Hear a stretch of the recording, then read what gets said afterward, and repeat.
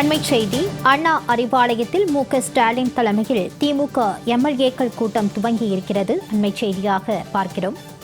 சென்னை அண்ணா அறிவாலயத்தில் திமுக எம்எல்ஏக்களின் கூட்டம் ஸ்டாலின் தலைமையில் துவங்கியிருக்கிறது.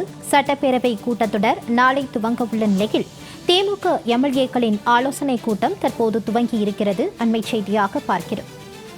சென்னை அண்ணா அறிவாலயத்தில் திமுக எம்எல்ஏக்களின் கூட்டம் ஸ்டாலின் தலைமையில் துவங்கியிருக்கிறது.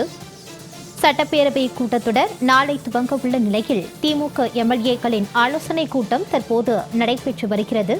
கூடுதல் விவரங்களோடு இணைக்கிறார் செய்தியாளர் குணசுந்தரி. வணக்கம் குணசுந்தரி, இந்த ஆலோசனைக் கூட்டம் தொடர்பான விவரம். வணக்கம் மாலதி. தற்பொழுது சென்னை அண்ணா அறிவாலயத்தில் இருக்கக்கூடிய திமுகவின் சட்டமன்ற உறுப்பினர்கள் ஆலோசனை கூட்டம் என்பது தொடங்கியிருக்கிறது. குறிப்பாக சென்னை தேனாம்பேட்டையில் இருக்கக்கூடிய அண்ணா அறிவாலயத்தில் இருக்கக்கூடிய கலைஞர் அரங்கத்தில் இந்த திமுக சட்டமன்ற உறுப்பினர்களின் ஆலோசனை கூட்டம் என்பது தொடங்கியிருக்கிறது. இந்த ஆலோசனை கூட்டம் என்பது அதாவது திமுக தலைவர் ஸ்டாலின் தலைமையில் தற்பொழுது நடைபெற்று வருகிறது.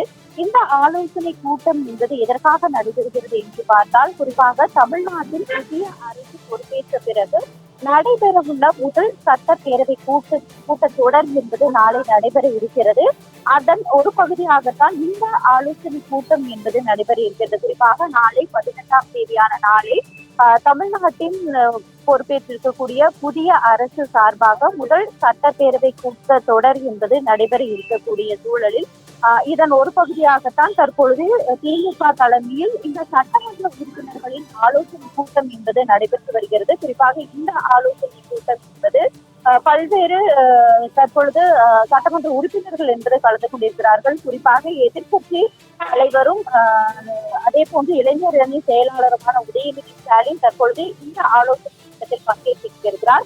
அது மட்டுமின்றி சட்டமன்ற உறுப்பினர்களான தங்கம் தென்னரசு, ரகுபதி, செந்தில் பாலாஜி, ராஜகண்ணப்பன், கோவி செழியன், சி.வி. கணேசன், சேகர் பாபு உள்ளிட்ட முன்னாள் அமைச்சர்கள் மற்றும் தற்போதைய சட்டமன்ற உறுப்பினர்களும் இதில் கலந்து கொண்டிருக்கிறார்கள்.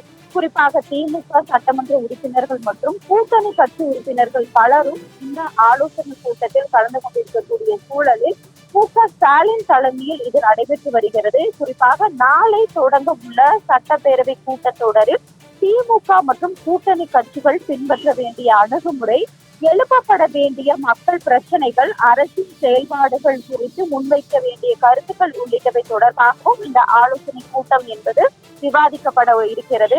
குறிப்பாக மாநிலத்தில் பெண்களுக்கு எதிரான குற்றங்கள், பாலியல் வன்கொடுமை சம்பவங்கள், அதே போன்று சட்டம் ஒழுங்கு பிரச்சனைகள், மின்வெட்டு, விலைவாசி உயர்வு, குடிநீர் வசதி மற்றும் மக்கள் நலன் சார்ந்த பல்வேறு விவாதங்களை எவ்வாறு நாளை நடக்கக்கூடிய அந்த முதல் சட்டப்பேரவை கூட்டத்தொடரில் எதிர்க்கட்சி என்ற முறையில் ஒவ்வொரு சட்டமன்ற உறுப்பினர்களும் எவ்வாறு கேள்விகளை முன்வைக்க வேண்டும் என்ற ஆலோசனையும் தற்பொழுது எதிர்க்கட்சி தலைவர் ஸ்டாலின் வழங்கி வருகிறார். மேலும் புதிய அரசு பொறுப்பேற்ற பிறகு நடைபெறும் முதல் சட்டப்பேரவை கூட்டத்தொடர் என்பதால் நாளை ஆளுநர் உரைக்கு பின்னர் நடைபெறும் அந்த விவாதங்களில் கட்சிகளின் ஒருங்கிணைந்த நிலைப்பாடு மற்றும் சட்டப்பேரவையில் பின்பற்ற வேண்டிய அரசியல் வியூகங்கள் குறித்தும் விரிவாக இந்த ஆலோசனை கூட்டத்தில் ஆலோசிக்கப்பட இருக்கிறது. மாலதி. குணசுந்தரி, தொடர்பான விரிவான விவரங்களோடு இணைந்தமைக்கு நன்றி.